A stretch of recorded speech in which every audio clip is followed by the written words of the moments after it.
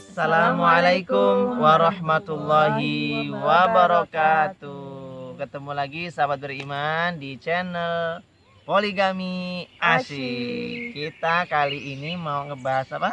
Kita bahas tentang persepsi-persepsi yang keliru seputar poligami. Oke. Nah, jangan lupa teman-teman semua subscribe nih channel kita Poligami Asyik. Jangan lupa di like, kemudian di share juga, tulis juga komen di situ ya. Insya Allah siapa tahu dari komen-komen teman-teman nanti bisa kita jawab. Oke. Nah, jangan lupa sekali lagi subscribe, like, share, and comment.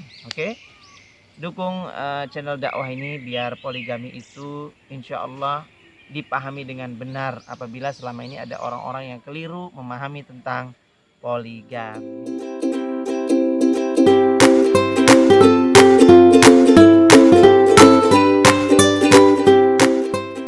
Baik, pembahasan kita kali ini tentang persepsi-persepsi yang keliru nih seputar poligami. Mungkin berangkat dari saya dulu ya. Saya ingin menyadarkan dulu tentang persepsi yang keliru. Di antaranya apa nih? Satu, yang pertama nih. Ada yang mengatakan bahwa poligami itu syariat. Gitu ya. Poligami adalah syariat. Nah, kekeliruannya di mana? Ada yang memang benar poligami itu syariat. Tetapi syariat itu di dalam syariat ya teman-teman, ada yang namanya wajib, ada yang namanya sunnah, ada namanya makruh, ada namanya mubah, ada namanya haram. Nah, maka poligami ini kalau lihat dari hukum asalnya sama kata para ulama fikih itu kayak nikah. Jadi al aslu fin nikah al ibahah, hukum asalnya adalah boleh. Berarti poligami ini syariat. Syariat yang hukumnya apa maksudnya? Boleh. Jadi bukan yang dimaksud dengan poligami itulah syariat, harus dilakukan, dilaksanakan. Ya enggak juga. Makanya hukum asalnya adalah mubah, tergantung orangnya, tergantung yang make. Ada yang poligami menjadi haram kalau dia niat untuk menyakiti istrinya, berkhianat, selingkuh segala macam, itu lain. Jadi haram. Ada yang hukumnya jadi makruh kalau ternyata belum mampu poligami, dia poligami sehingga akhirnya ribut antar istrinya, malah jadi makruh. Ada yang poligami hukumnya sunnah. Kalau memang mungkin dia berkecukupan, hartanya juga iya, istri pertama mungkin tak bisa menjalankan kewajibannya segala macam, maka disunahkan itu untuk berpoligami. Nah, maka tergantung dari pelakunya. Gitu ya. Jadi kalau ada selama ini memahami kalau syariat itu berarti harus dilaksanakan, ya enggak juga, tergantung orangnya itu tadi. Ya, poligami memang syariat, ada aturannya.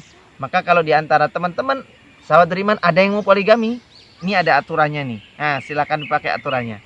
Jangan poligami pakai aturan sendiri. Itu yang pertama. Ya, persepsi yang keliru tentang poligami katanya adalah harus, tidak harus ya. Tergantung dari individu masing-masing. Nah, apa yang keliru lagi nih? Mungkin Mbak Dewi mau cerita sedikit, silakan. Aduh, di sini nih, ini kita lagi berada di lingkungan di mana nih? Di Ledok Sambi, Jalan Kaliurang, kilometer berapa ini sekitar ya? Lebih, kilometer 18, sekitar 18-an ya. Teman-teman untuk camping, kemah-kemah di sini. Ada sungai mengalir di celah-celahnya nih, Masya Allah, bagus banget. Oke, gimana kita ngobrol lagi nih? Ini biasanya di masyarakat itu sering ada pendapat ya, ada pandangan bahwa kalau poligami itu karena istilahnya suami itu mau cari gantinya buat istri pertama gitu. Jadi seakan-akan kayak apa ya, mungkin habis manis sepah dibuang. Jadi kesannya ya kalau sampai suami poligami itu berarti istri itu ada kekurangannya gitu, kekurangan yang istilahnya itu secara akhlak atau mungkin apa gitu ya. Nah, kalau menurut saya ya, kalau begitu berarti Rasulullah menikah setelah Ibunda Aisyah itu berarti dianggap Ibunda Aisyah ini banyak kekurangan dong. Padahal beliau itu Ummul Mukminin. Yeah. Ummul Mukminin jelas lebih baik lah dari kita ya. Masa kita bisa-bisanya mengatakan Ibunda Aisyah itu mau digantikan dengan yang lain gitu ya. Ya, jadi persepsi kelirunya yang sering orang di masyarakat itu, kata penjelasan Mbak Dewi ini, beliau bilang cerita Kalau bahwa ada orang mengatakan poligami itu karena istri pertama itu banyak kekurangannya gitu ya. Karena dia lemah, banyak kekurangannya sehingga dia berpoligami. Ya enggak juga sih, gitu kan ya. Orang poligami itu bukan enggak selalu karena ada kekurangan ya. Enggak ada kekurangan pun ya bisa-bisa saja, boleh-boleh aja gitu. Tidak selalu poligami itu menunjukkan bahwa istri pertama itu banyak kekurangannya. Enggak juga gitu. Ya kayak Mbak Dewi ini bagi saya enggak ada kekurangannya. Kekurangannya itu cuman kekurangan yang apa ya? Yang wajar. Kayak saya pun, setiap manusia pasti punya kekurangan ya. Kayak saya pun pasti ada kekurangannya. Yang enggak prinsip lah gitu, yang enggak penting-penting amat gitu. Nah, sama sekali artinya kita itu bukan poligami itu nggak harus selalu istri pertama itu harus uzur lah, harus ada kekurangannya lah, harus inilah, tidak selalu. Bahkan kalau poligami yang bagus itu kan yang yang justru nggak ada masalah, suami istri itu nggak ada masalah, terus dia poligami itu memuliakan harkat martabat wanita lain gitu ya, untuk dimasukkan ke dalam rumah tangga, kan gitu kan? Itu yang bagus malah mereka tuh memang nggak ada masalah gitu. Tapi kalau poligami karena memang ada masalah, ya itu juga boleh. Makanya ada syariat poligami. Karena bisa jadi laki-lakinya punya kekurangan atau istrinya punya kekurangan, dia nikah. Tapi itu tidak selalu. Itu kan maksudnya kan ya? Jadi poligami itu tidak selalu karena istri pertama ada kekurangan. Ini persepsi keliru orang-orang juga nih. Nganggep bahwa istri pertama udah nggak bisa melayani, istri pertama ada masalah segala macam. Enggak juga. Mohon maaf kan kalau di agama lain gitu ya. Jadi kan memang di sana tidak menganut paham poligami. Jadi nggak ada tuh poligami di syariat agama lain. Nah, contohnya ya disebut boleh nggak ya? Ya pokoknya agama sebelah ya. Agama sebelah itu kan nggak boleh poligami. Poligami nggak boleh. Jadi istilahnya suami itu setia itu ya sama satu istri itu aja, nggak boleh menikah lagi. Nah terus nanti gimana dong kalau misalnya ternyata istrinya itu sudah benar-benar nggak bisa melayani suaminya, padahal dia itu juga dalam hati kecilnya ingin melayani suaminya, dia merasa berdosa kalau tidak melayani suaminya, sedangkan suaminya kalau mau menikah lagi dianggap dia tidak setia pada istri pertama, padahal bukan berarti nggak setia, tapi untuk kebaikan ya, kemaslahatan dalam agama ya. Gitu. Jadi poligami itu memang bisa jadi solusi kalau memang dalam rumah tangga itu mungkin misalnya loh ya, si istri tidak bisa memenuhi menunaikan kewajibannya, mungkin dia memang harus butuh partner, maka dia boleh berpoligami. Ya itu justru poligami itu tanda sempurnanya agama Islam kan gitu ya. Islam itu sempurna karena ada syariat poligami. Anda bisa bayangkan kalau baru nikah, umur sehari nikah misalnya gitu ya, sehari pernikahan tahu-tahu istrinya misalnya ya kecelakaan, patah tangannya atau lumpuh seluruh tubuhnya, nggak bisa ngapa-ngapain dan tidak mati-mati, kondisinya hidup, wala yamutu wala yahya, nggak mati nggak hidup. Pertanyaannya kalau nggak poligami bagaimana itu? Jadi suami sampai tua cuma ngerawat istrinya, sebatang kara segala macam. Nah, persepsi salahnya orang mengatakan, lah itu emang rezekimu segala macam. Iya, tapi rezeki itu bisa ditambah. Kalau bisa ditambah. Memang istri yang mungkin tadi nikah, istrinya misalnya kecelakaan, kena penyakit, nggak bisa ngapa-ngapain, nggak bisa menunaikan kewajiban, malah dirawat sama suaminya. Kalau gitu rezekinya ditambah dong. Dengan apa? Nikah lagi. Biar ada istri berikutnya yang bisa membantu merawat istri yang sakit tadi. Dan istri yang sakit yang nggak bisa melakukan kewajibannya, bagaimana cara dia meraup pahalanya coba?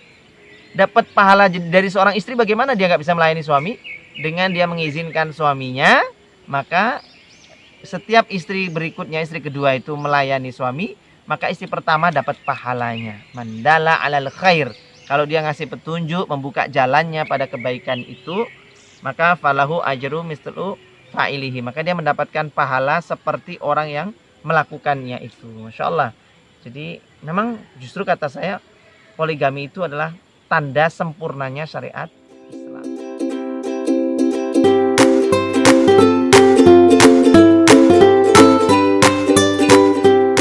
Sekarang gantian nih Mbak Ida biar cerita ya. Persepsi kelirunya apa lagi sih? Ya ada juga ya yang mengatakan bahwa istri kedua itu seorang pelakor gitu tuh ya. Oh ya. Nah dianggap merusak rumah tangga gitu. Dan ada kalanya bahwa calon istri kedua ini diminta emang kesepakatan bersama gitu Iya. antara suami istri itu. Jadi kadang orang tuh Orang ada yang berpikiran memandang lain. bahwa istri kedua itu pelakor. Nah ini persepsi keliru nih ya poligami, bahwa istri kedua itu bukan pelakor. Contohnya misalkan Mbak Ida ini ya kan ya. Saya sama Mbak Dewi ini nggak ada masalah. Kita alhamdulillah bahagia. Insya Allah. Cuman kita waktu itu kan tahu Mbak Ida, kenal Mbak Ida, kemudian dia juga lagi cari suami, ya sudahlah. Kemudian kita masukkan aja dalam rumah tangga kita, siapa tahu bisa berpartner kan gitu. Itu artinya kan dia memang kita undang untuk masuk ke dalam rumah tangga kita gitu kan Jin ya. Jadi ya bukan pelakor, memang kita yang minta gitu. Kita yang mengharapkan gitu untuk hadir masuk dalam rumah tangga kita. Dan ini kemauan bersama saya dengan Mbak Dewi. Jadi begitu ya teman-teman sahabat beriman semua yang dirahmati Allah. Poligami istri kedua itu bukan berarti dia adalah pelakor. Gitu ya. Sepakat ya, ini jadi biar paham semuanya. Dan juga bukan berarti suami itu tidak setia gitu. Ya. Dan benar, bukan berarti poligami itu tandanya selingkuh, poligami tidak setia. Nah, ini kesalahan orang memahami. Jadi bukan berarti poligami itu tanda laki-lakinya nggak setia. Nggak setia itu kalau khianat ya. Nggak setia itu kalau meninggalkan. Jadi yang dimaksud dengan nggak setia itu adalah orang yang berkhianat dengan meninggalkan atau menikam orang pertama. Jadi yang dimaksud dengan tidak setia itu adalah apabila orang pertama, orang kedua gitu ya.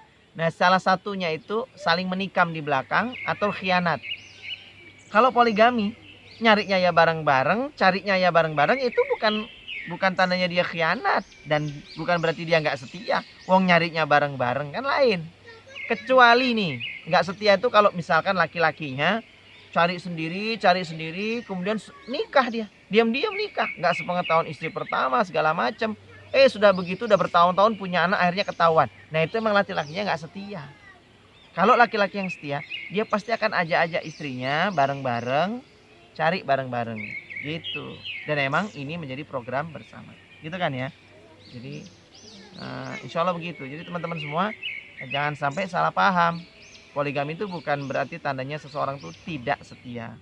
Ya memang pada kasus tertentu ada, tapi tidak semuanya.